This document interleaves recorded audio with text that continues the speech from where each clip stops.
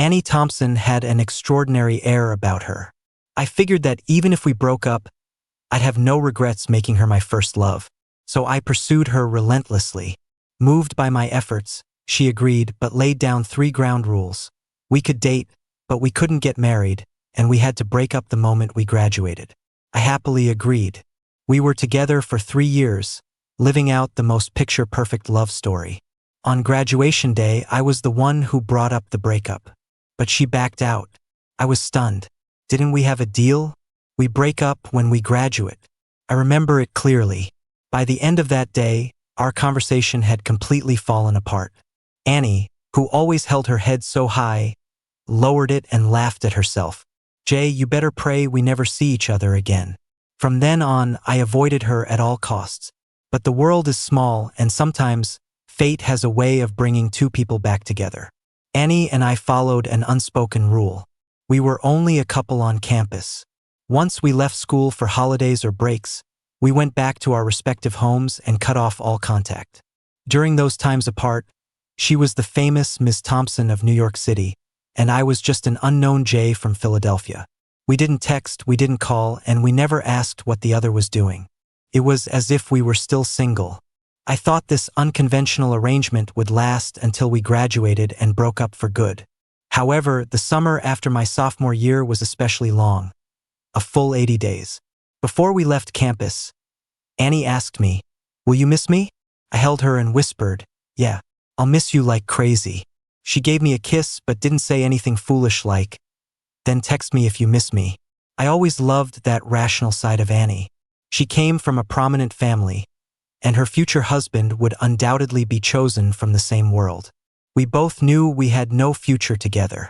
The only reason we were dating was probably just to experience a classic college romance, and I happened to be exactly her type. At school, Annie was my girlfriend. But off campus, when she was Ms. Thompson, she didn't want me interfering in her life. I respected her wishes, playing my part perfectly and never crossing the line. I never imagined that Annie would be the one to break this rule. The summer vacation was just too long.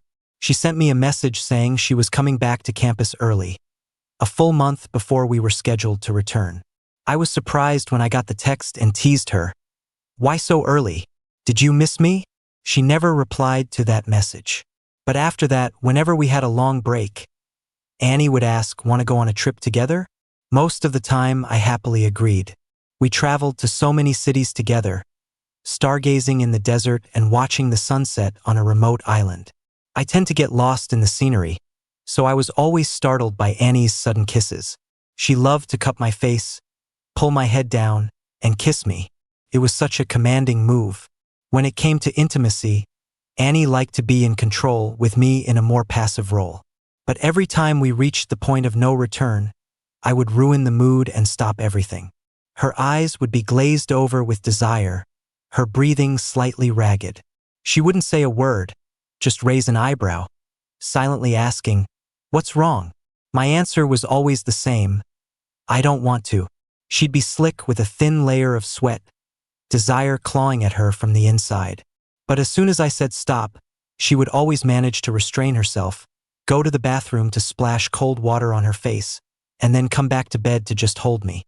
After I turned her down enough times, Annie seemed to figure out what was on my mind.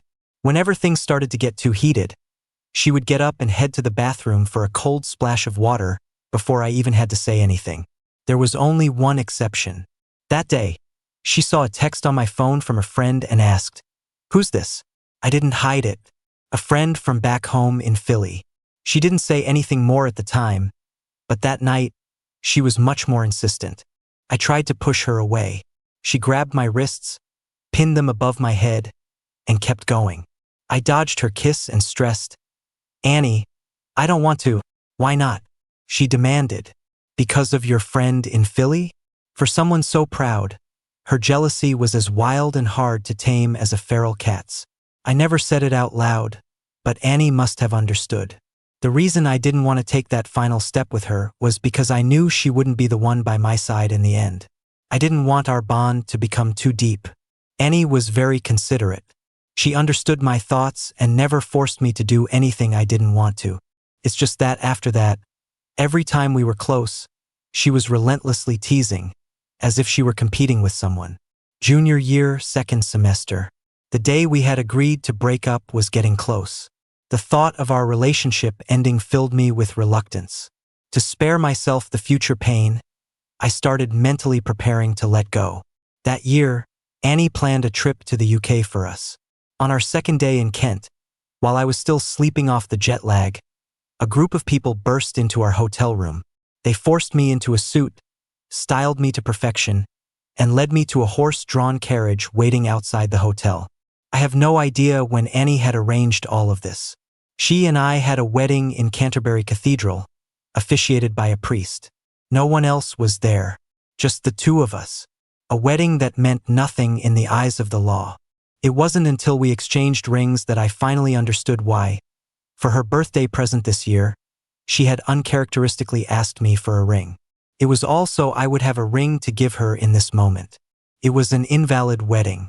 We both knew that. But that night, when Annie was panting and about to head to the bathroom to cool down, I stopped her. I pushed her onto the bed and kissed her hard. Her whole body trembled, and she cried out my name, Jay. I feigned a complaint. It's our wedding night, Annie. Don't be a spoilsport. I didn't care anymore. For today, I told myself Jay was her husband. I let myself go. Just this once. I thought it would be just once, but it ended up being many times. Once you break a rule, you lose the right to enforce it. All you can do is break it again and again, retreating with every step. Both Annie and I had lost control. There were no breaks. I told myself to think of it as a final, desperate indulgence before the countdown ended.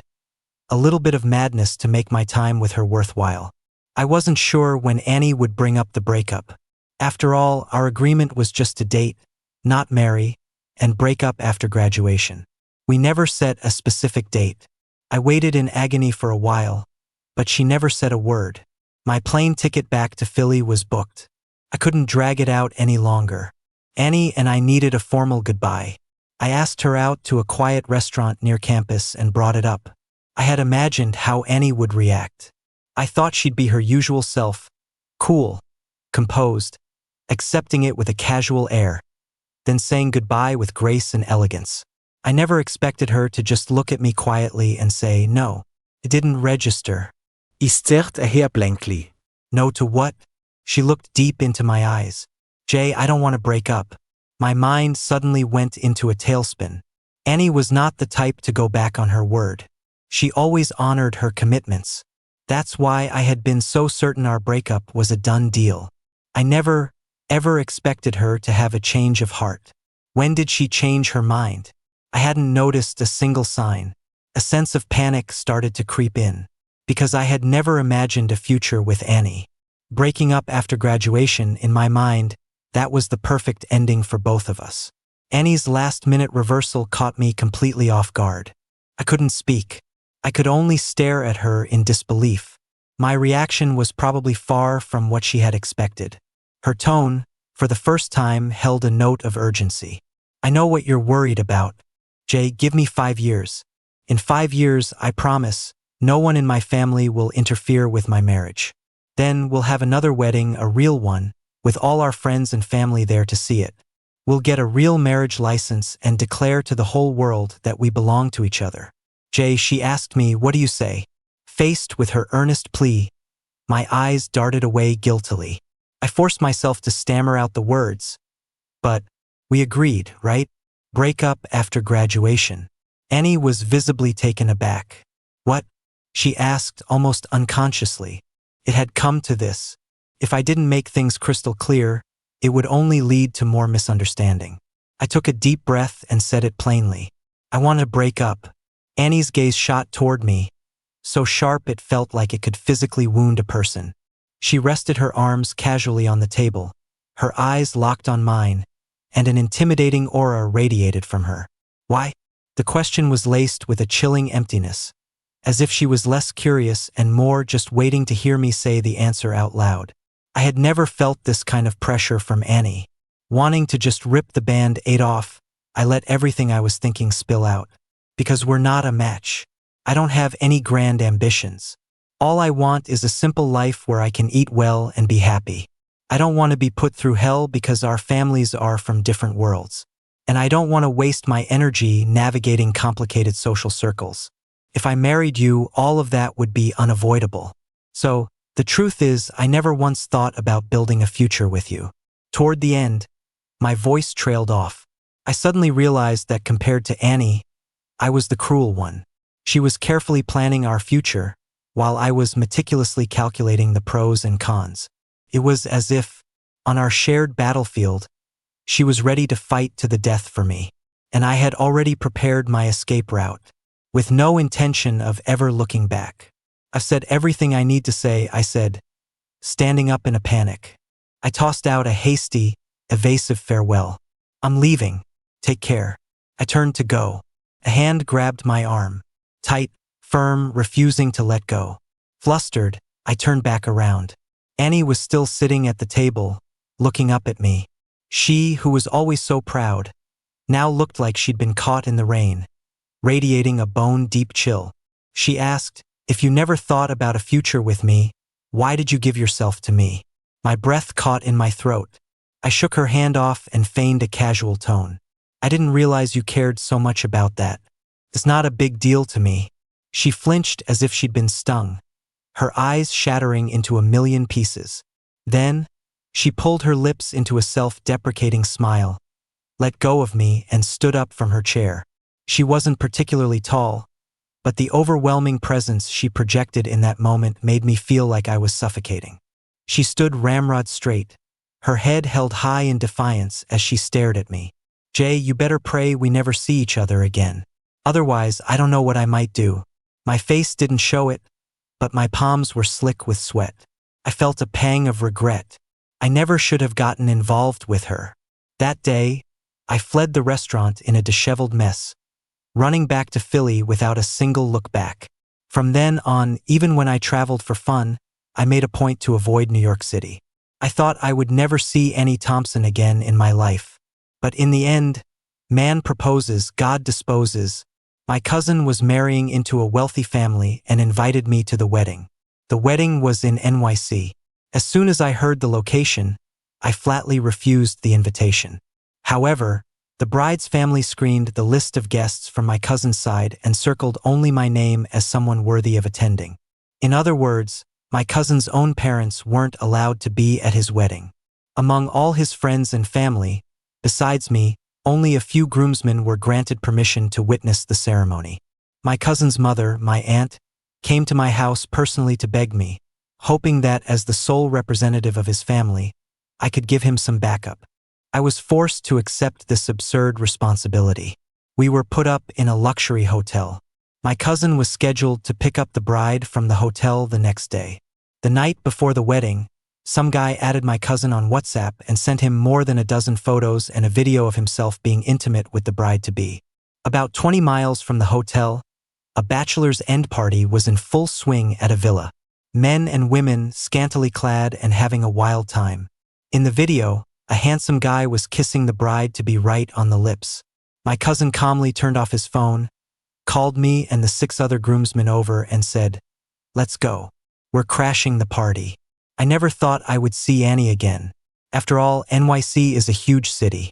I figured, what were the odds? For years later, on my first trip back, I just happened to run into her. But fate really does have a twisted sense of humor. My cousin went there to make a statement. He slapped the guy across the face without a moment's hesitation. The guy, indignant, looked to the bride for support, only to find her watching with a smirk, with no intention of sticking up for him. The bride's last name was Wallace, and her name was Tiana. What the guy didn't know was that before my cousin and Tiana got married, they had laid down some ground rules. No matter how much Tiana flirted with other guys, my cousin could turn a blind eye. The one condition was that if any of these guys got bold enough to provoke him, Tiana couldn't intervene when he put them in their place. The guy had seriously misjudged his importance to Tiana. My cousin grabbed him by the collar and threw him out the door. Tiana, acting as if nothing had happened, casually closed the door, then cheerfully wrapped her arms around my cousin's waist and said, "Don't be rude. Now that you're here, go say hi to Annie." My cousin had just been in a fight. His collar was askew, and his hair was a mess. He calmly straightened himself out and said, "All right, let me just fix myself up, and I'll go right over." Tiana left my cousin and went over by herself.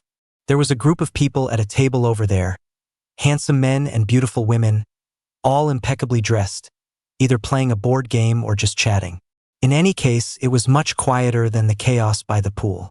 My cousin glanced in that direction, then furtively waved the groomsmen closer and whispered, "See that table? Everyone there is fair game except for the one in the middle." Curious about the one in the middle, I looked over and froze. Took me a long moment to tear my eyes away. I saw her. She hadn't seen me. It was Annie. For years older, Annie looked different from the person in my memory. The youthful immaturity was gone, replaced by a deeper, more composed look in her eyes. She had an aura of exceptional grace. Among the groomsmen, the most handsome one, a guy named Ian, had his eyes fixed on her. "Why not her?" he asked my cousin, clearly disappointed. My cousin pulled the guy's arm, his tone uncharacteristically serious. "She's out of our league. Don't even think about it unless you want to get into serious trouble." Ian was the proud type. Hearing this, he just gave a cool "oh," as if he'd taken the advice. I made the excuse that I wasn't good at socializing and would sit this one out. "Are you crazy?" my cousin said, dragging me forward. "A great guy like you needs to be meeting more high-quality women." He had a way of bulldozing through things. Worried he'd cause a scene, I quickly gave in and followed him to the table. My cousin called Annie Annie and greeted her very respectfully. Annie was as elegant and poised as ever, though something was different. She had an added layer of distance about her, making her seem approachable at first glance but actually very hard to get close to. My cousin beamed. "I didn't know you'd be here, Annie. Otherwise, I would have brought my buddies over to hang out sooner." Ian smoothly picked up the cue. He greeted Annie with confidence, following my cousin's lead. "Hey, Annie." Annie glanced up at him, a faint smile on her lips. A young woman next to her chimed in to smooth things over. "Not many people call her that. You should probably just call her Ms. Thompson, like the rest of us." Ian laughed good-naturedly and gracefully apologized. "My mistake, Ms. Thompson." I was silently applauding his high EQ for defusing the awkwardness when my cousin suddenly announced, "Annie, this is my cousin, Jay." After speaking, he took a step to the side, leaving me completely exposed. My view suddenly cleared, and several pairs of eyes landed on me. The gaze coming from straight ahead was particularly sharp. The moment it hit me, I felt an overwhelming, piercing intensity. Knowing I couldn't avoid it, I slowly lifted my head and looked back, seeing that face that was both so familiar and yet so strange. I clenched my fists, feigning composure, and smiled. "Hello, Ms. Thompson." Annie's lips pressed into a tight, straight line. She stared at me without speaking. She seemed exceptionally cold. The atmosphere wasn't actually that bad. We were both putting on a good act. No one noticed anything was wrong between us. My cousin continued introducing his friends. The groomsmen were actively trying to mingle with the group at the table. Annie's friends were all friendly enough. No one was snubbing my cousin, and the mood stayed lively. Until Annie suddenly said, "Jay." She said my name out of the blue. Her voice wasn't loud, but it instantly silenced the entire area. My heart gave a heavy, uncontrolled thud, and I instinctively looked at her.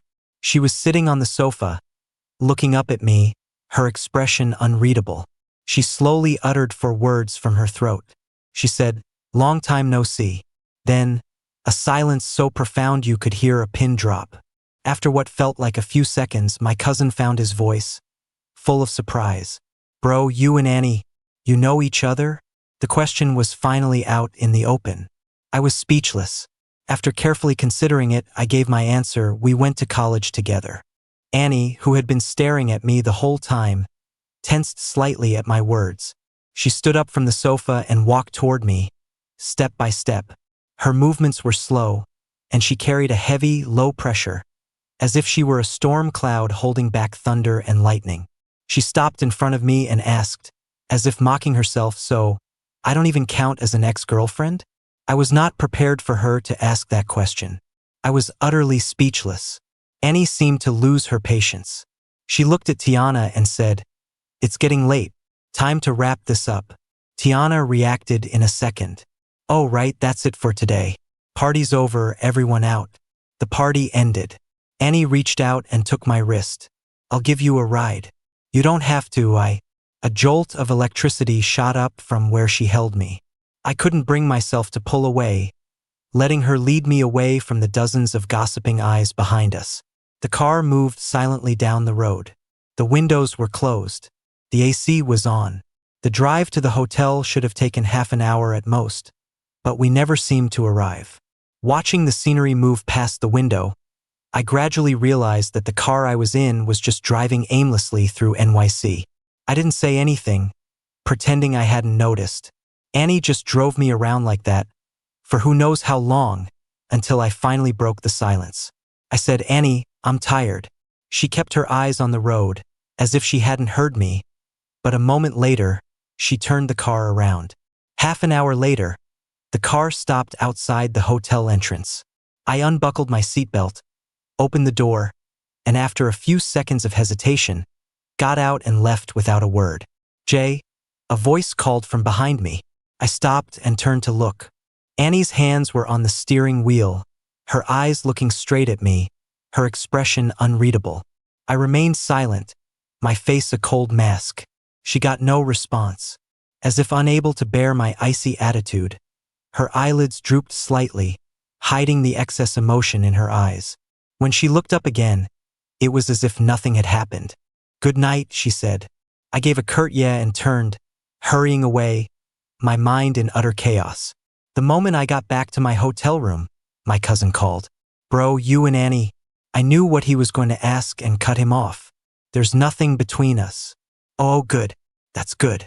Though he said it was good, my cousin was clearly still worried. "Bro, don't get mad at me for saying this. You probably don't know about Annie's family situation. People like them, we're really not in their league. You absolutely can't do something stupid and ruin your whole life. She has a fiancé, Ethan Ito. You probably haven't heard of him. He's the most favored youngest son of the Ito family, a real heir. Even Tiana's dad has to be polite to him. Bro, if you get mixed up in..."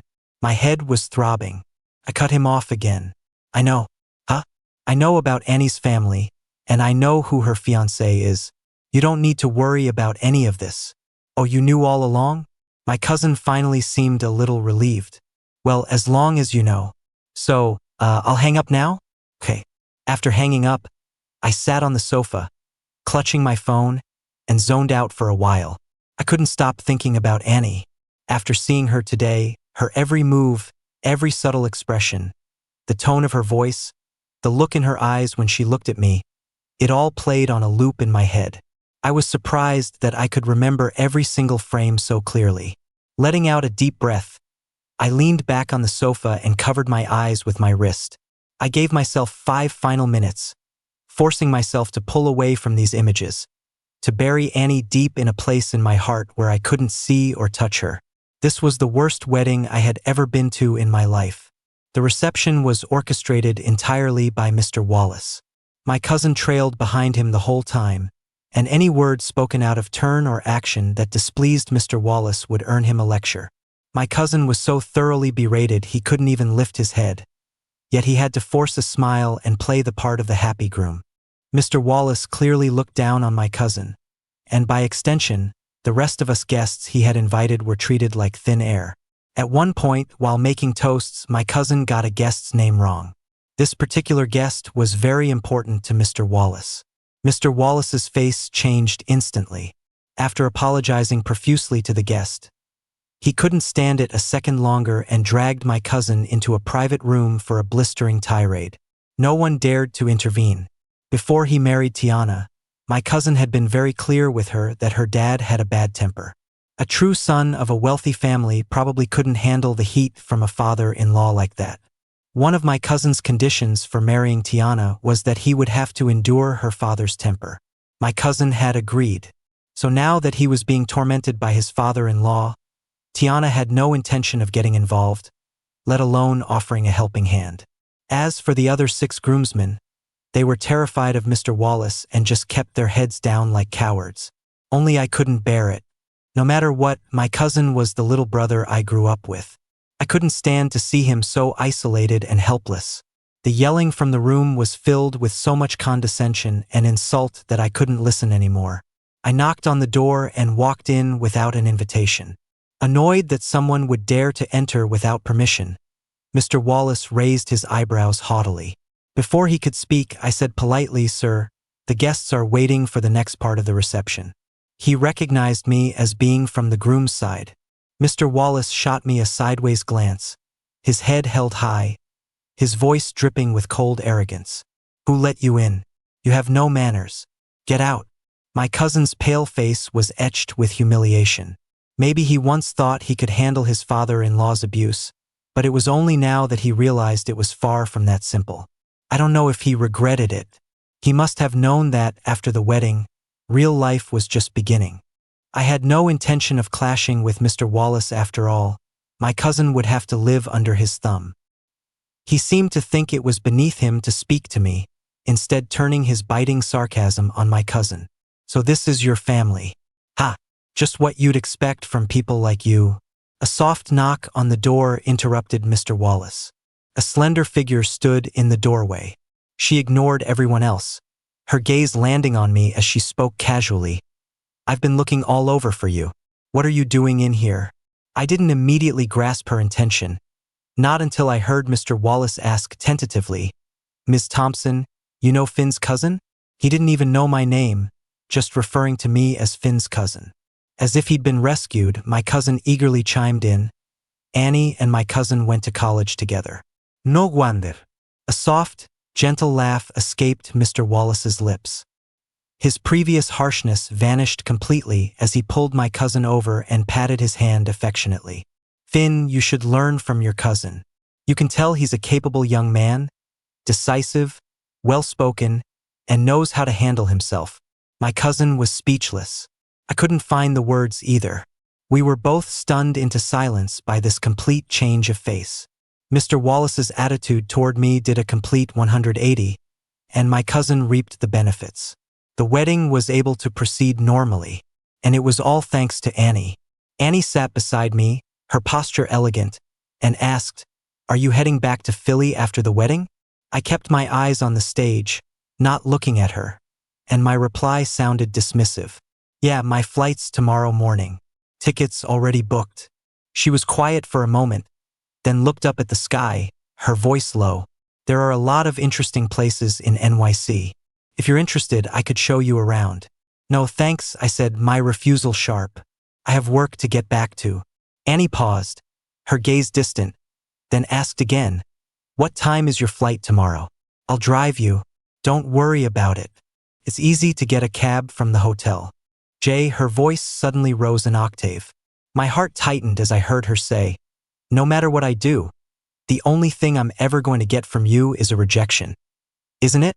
Her constant concessions were backing me into a corner. A surge of cruel determination rose in me, and I blurted out, "I have a girlfriend. We're serious, talking about marriage." Annie froze, as if she'd been struck dumb. Maybe I thought I should change my flight. The second my cousin's wedding was over, I would go straight back to Philly. I didn't have to wait until tomorrow. However, before I could voice my intention to leave early, my cousin beat me to it, pleading, "Bro, can you please stay with me at the Wallaces for a while before you go?" He pressed his hands together, his eyes soft with begging. He was pinning his hopes on me staying. That way, out of respect for me, Mr. Wallace might make his life a little easier. But Mr. Wallace's respect wasn't for me, it was for Annie. And what right did I have to use Annie's influence? I was firm. "No, I'm leaving first thing tomorrow." My cousin grabbed my wrist, whining like a child. "Bro, just stay a few more days. Tiana's dad is a monster. Just stay with me for a bit, help me adjust." I pulled my hand away coldly, showing no mercy. "Finn, from the moment you decided to marry Tiana, you should have known that everything you're facing now is a consequence you have to bear." Caught off guard by my bluntness, my cousin was embarrassed and lashed out. "Fine, don't stay. I was just trying to get you to hang out in NYC for a few more days. Anyway, the excuse he'd come up with on the spot was laughably clumsy. I didn't call him out on it. My cousin's marriage, just as he'd hoped, helped him climb the social ladder. His family moved from a small town to a mansion in Philly, with a driver and maids chauffeured around in luxury cars. Their lavish lifestyle was the envy of everyone. People praised my cousin for being so successful, for letting his parents enjoy the fruits of his labor. But who saw the humiliation and burden he carried behind all that good fortune? Even the most ordinary couples struggle with family conflicts, let alone a regular person marrying into a glittering, wealthy dynasty. When a marriage is unequal, the more powerful partner will naturally see the weaker one as unworthy of standing up straight. And this was just a family my cousin considered within reach. With someone like Annie, the chasm was an insurmountable abyss. You don't have to jump in to know that the raging torrent will tear you to pieces. My cousin had chosen the path I had abandoned. A path where, besides Annie, there was nothing but thorns. One wrong step and you fall into the abyss. My harsh words to my cousin were just as much a warning to myself. When Annie approached me again and again, only to be rejected, her face etched with heartbreak. When she heard me say I had a girlfriend, and her face went ashen as she froze in place. I couldn't ignore what I was truly feeling. My heart ached for her. When we broke up, Annie had said it was best if we never met again, or she couldn't guarantee what she might do. It turned out she was telling the truth. It seemed only by staying far away from her, so far that we'd never meet again, could I keep myself in check. Otherwise, I was afraid I'd become that stupid donkey, chasing a carrot on a stick, so desperate for that one apple that you know you're walking into a fire, but you dive in headfirst anyway. I couldn't wait to escape NYC, but fate had other plans. On the way to the airport, I got into a car accident. After a piercing screech of brakes, the car spun violently. My leg was pinned, and my head was bleeding. In a daze, I heard the wail of an ambulance approaching. When I woke up in the hospital, Annie was by my side. She was holding my hand, her eyes red and puffy. She looked exhausted, as if she hadn't slept in days. The doctor said I was lucky. In the accident, the driver had died on impact. I had only suffered a mild concussion and a hairline fracture with slight displacement in my right tibia. The treatment was simple: reset the bone, put it in a cast, and come back for weekly checkups and x-rays. If it healed well and the bone didn't shift, I could avoid surgery. If it shifted too much, I'd have to go under the knife. Basically, I couldn't put any weight on my foot. I had to rest like an invalid. Now that I was awake, there was no reason for Annie to waste any more of her time. I urged her to go home and rest. She seemed to still be in shock from my near-fatal accident. Her face was pale as she asked, "If I go, who's going to take care of you? I can hire a nurse." No nurses. I wouldn't trust them. I'll call my cousin in a little bit. Your cousin and Tiana are on their honeymoon. They won't be back for a while. I was at a loss. Other than my cousin, I didn't know anyone else in NYC. Maybe I could ask my parents for help. But the thought of my parents flying all the way here and possibly meeting Annie made me instinctively dismiss the idea. My connection with Annie couldn't get any deeper. Seeing my dilemma, Annie suddenly asked, "What about your girlfriend? She didn't come with you to the wedding. You get in a car accident, and you've thought of everyone else, but not once have you considered asking her to come take care of you?" My heart skipped a beat, and I looked at her warily. Meeting my nervous gaze, Annie's expression didn't change at all. She said, "Jay, I know you're lying." She called my bluff with absolute certainty. I had no defense. I pressed my lips together and closed my eyes, playing dead. I insisted on hiring a nurse. In a rare show of force, Annie insisted on taking me back to her place. A sprawling, single-floor apartment. Her own home. I was placed in the master bedroom, her room. She didn't seem to be busy, spending huge amounts of time every day hovering around me. So I forced myself to sleep. If I'm asleep, I thought, she'll get bored and leave. With that in mind, I pretended to be asleep every time Annie came into the room. I thought she would leave, but instead, she sat down right on the edge of the bed. A moment later, I felt a faint, Almost imperceptible touch brushed the hair from my forehead and trailed down to the tip of my nose. Paused when it reached my lips. Then, a tingling jolt of electricity, the delicate touch of her fingertips, tracing the line of my mouth. I suddenly realized she was tracing the contours of my face with her fingers. My mind involuntarily pictured her slender, graceful fingers hovering in the air as she leaned over to gaze at me. My heart started to pound violently, the sound deafening in my ears. Why did I pretend to be asleep? I deeply regretted it. Would it be too obvious if I woke up now? Just as I had that thought, the bed dipped beside me. Then, Annie's warm breath was on my lips. My heart stopped. I hadn't decided what to do. Before I could think any further, her lips met mine. Startled, I pushed her. Ignoring my resistance, she propped herself up with one hand on the bed and slid the other under my head, deepening the kiss. We finally stopped, both of us breathless. A knot of inexplicable frustration tightened in my chest. In my anger, I lashed out at her. What is this about? Is it because I broke up with you? Is that why you've been obsessed all these years, determined to force me into submission before you'll finally let go? At my words, Annie's entire demeanor darkened. I watched her clench her jaw and fist, taking several deep breaths before she managed to steady her voice enough to get out. Jay, don't try to piss me off. I glared at her, angry at her advances but even angrier at my own pathetic resistance. I was supposed to be staying away from her, just as I had for the past 4 years, not collapsing in a heap every single time she got close. I started giving Annie the cold shoulder. I used my indifference to build an impenetrable wall between us, clearly marking what I considered a safe distance. If Annie ever crossed that line, I would use my coldness to push her back. Annie knew this unspoken rule I had created all too well. She played along and then, right on the edge of what I could tolerate, she would test the boundaries with abandon.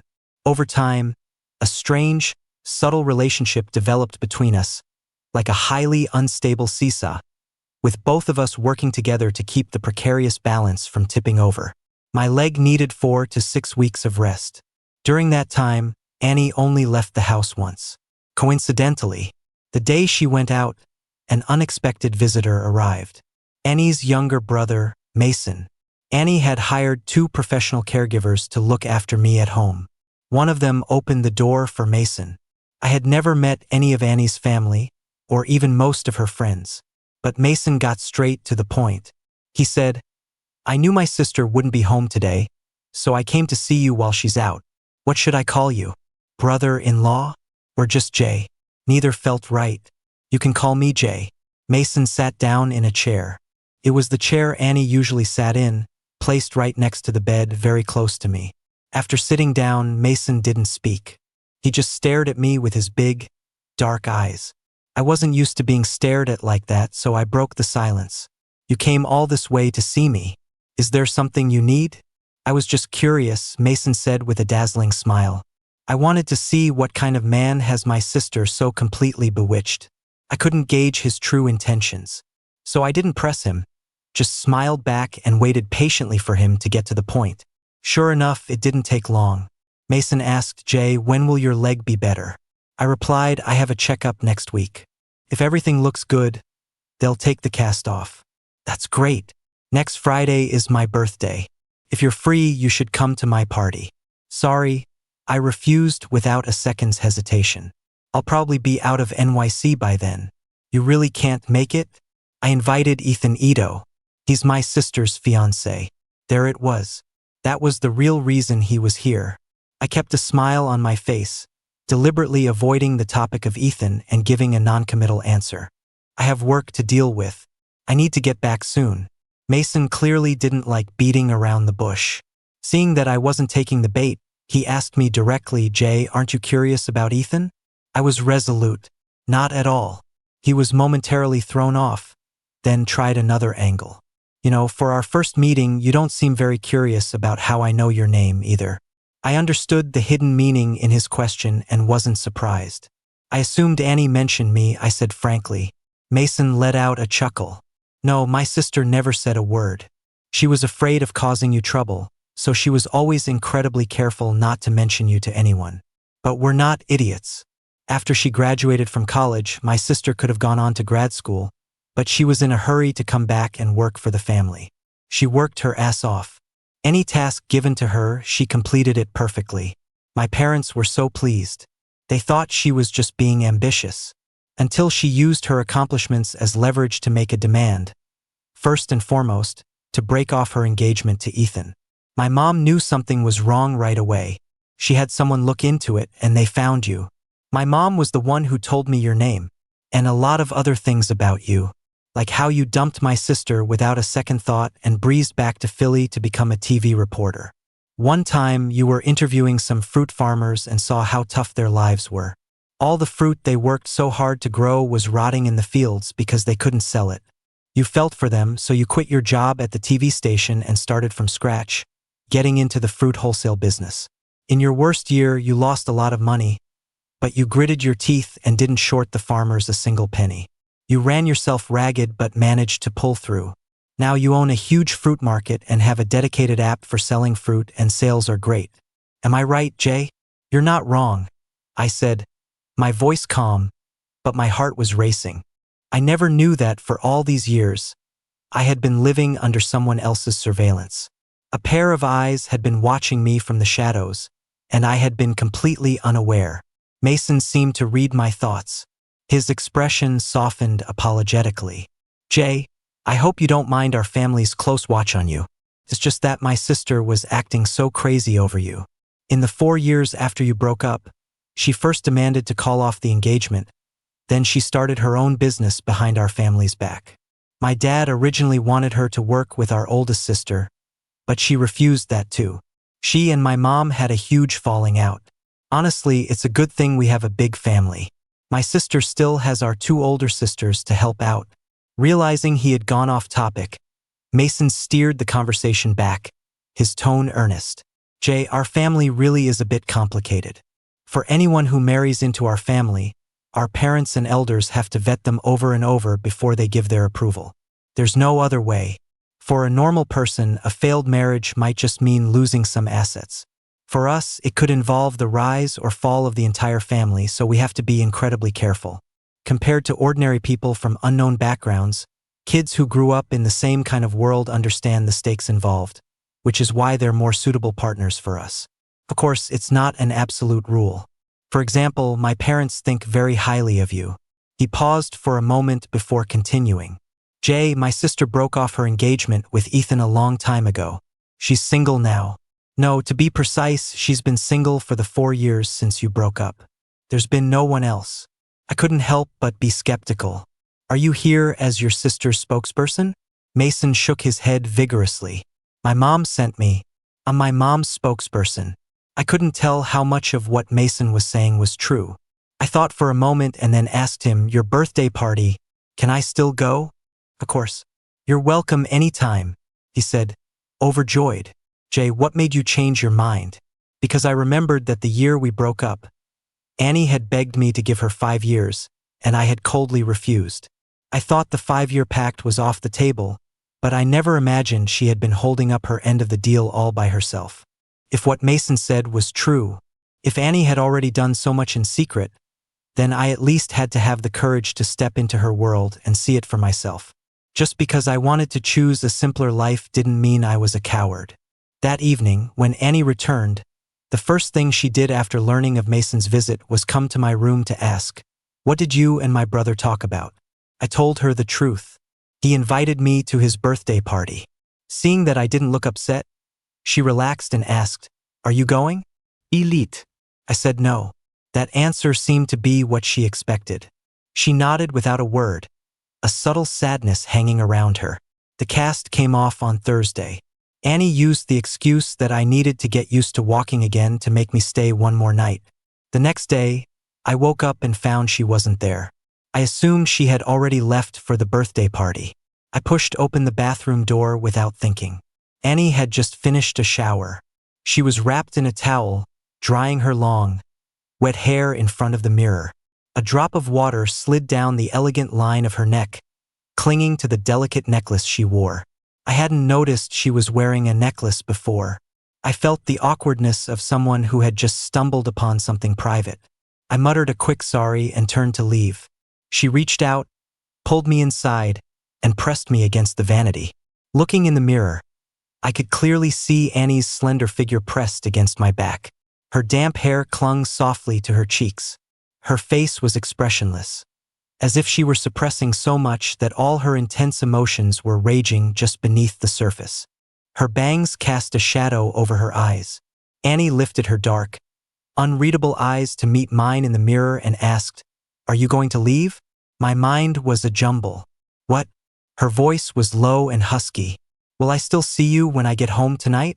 She didn't give me time to answer. Her fingertips suddenly cupped my chin, tilting my head down slightly. I turned my face to the side, and she seized the opportunity, pressing her warm lips to my exposed neck. A searing heat spread through me. I trembled in her arms, my voice as faint as a mosquito's buzz. "You will." She thought I was afraid of leaving a mark, that I was rejecting her touch. Even though her body was tense with screaming desire, she stopped, burying her face in the crook of my neck and slowly steadying her breathing. It seemed that no matter how many times this happened, as long as I said stop, she would always hold back. A wave of sourness and regret washed over me. I turned and wrapped my arms around her, pressing my face against her chest. "I'm not leaving today. No matter where you go or what you do, no matter how late you come back, I'll wait for you. Okay?" Annie paused in disbelief, then pulled me into her arms, holding me tight. I had only one reason for going to the birthday party: to meet Annie's mother. If Mason wasn't lying, he was a messenger sent by Mrs. Thompson. Since Mrs. Thompson had sent him ahead of time and had graciously invited me to the party, then she would definitely be there. Sure enough, I saw Mrs. Thompson. She was the center of attention, surrounded by a crowd of impeccably dressed women, yet possessing a unique, noble air that made her stand out. I wasn't without hesitation. The thought of being watched without my knowledge for 4 years. The thought that even if I wasn't tormented by her family, choosing to be with Annie meant I'd have to be part of the high society party circuit. The thought that once I took this step, there would be no going back to a quiet life. I did hesitate, but then an image of Annie flashed through my mind. If she was this determined, I couldn't bear to watch her keep fighting all by herself. Pushing aside all the chaotic thoughts, I walked toward Mrs. Thompson without a shred of doubt. Mrs. Thompson had seen me coming long before. She waited patiently until I was standing right beside her before she smiled. I got straight to the point. "Mrs. Thompson, hello. I'm Jay. May I have your permission to be in love with your daughter, Annie?" Mrs. Thompson and I both knew what was happening. What I was asking for wasn't permission. It was equality. Mrs. Thompson's nod and her simple "you may" signified that in my future relationship with Annie, I would receive the full respect of her family. They would see me as an equal, not look down on me. That was critically important for any man entering a relationship with the intention of marriage. As the birthday boy, Mason walked onto the stage with Annie on his arm. He was wearing a sharp suit, his smile bright and sunny. Surrounded by a chorus of good wishes, he looked as happy as a carefree teenager. Annie, like an elegant princess, stood by her brother's side. Halfway through the party, a young man suddenly rushed in and threw his arms around Annie. Mason was pushed to the side. The young man, clearly upset about something, buried his face in Annie's chest, his arms wrapped tightly around her waist, his shoulders shaking with sobs. "Ethan, what are you doing?" Mason said, trying frantically to pull the man off Annie. The young man twisted his arm, shaking Mason's hand off. To avoid any misunderstanding, Annie kept her hands awkwardly in the air, unsure of what to do. She let the man in her arms cry, but she had no intention of hugging him back. She didn't know I was there. Mason did. Noticing that I was watching, Mason shot Annie a regretful look and subtly mouthed, "Jay's watching." Annie turned her head to look, and the next second, she raised her eyebrows in surprise and yanked the sobbing Ethan out of her arms. Caught off guard, Ethan stumbled back, a look of shock on his face. He tried to go back to crying on Annie's shoulder, only to see her striding purposefully toward me.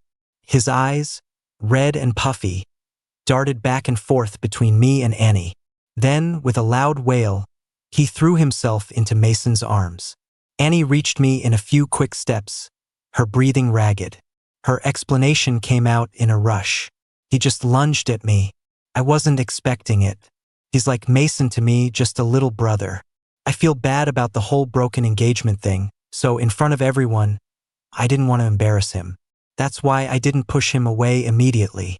I scooted over on the love seat, making room, and patted the empty space, gesturing for Annie to sit. Sit down and talk. I'm getting tired of looking down at you.